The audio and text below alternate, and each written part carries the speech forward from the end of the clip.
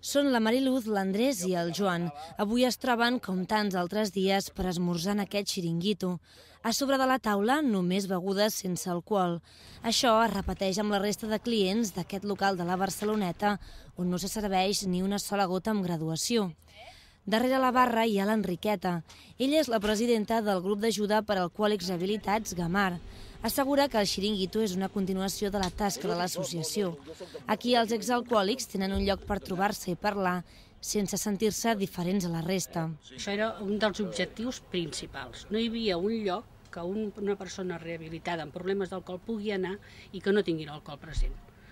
I després, el segon objectiu és demostrar que hi pot haver un lloc sense alcohol i que la gent pot estar tranquil·lament i passar-s'ho bé, sense cap problema.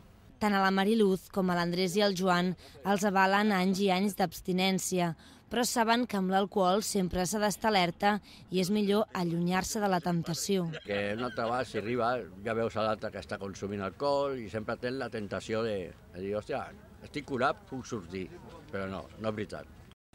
I ja procurem ni demanar ni cervesa sense alcohol, perquè sé que ja tens el paladar de la cervesa i podria recaure.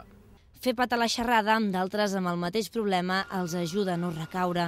Diuen que la família i les ganes de sortir del pou són el que més els ha ajudat a deixar l'alcohol. El que em va condicionar molt va ser que la meva filla ha tingut un nen, el net, vaja, i no me'l volien deixar com és lògic.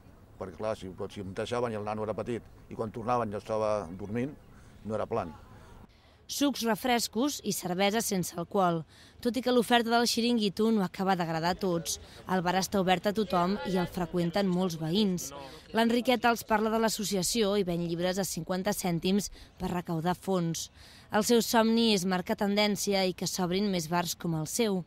Aquí, fins i tot els cambrers compleixen servei social per delictes relacionats amb l'alcohol.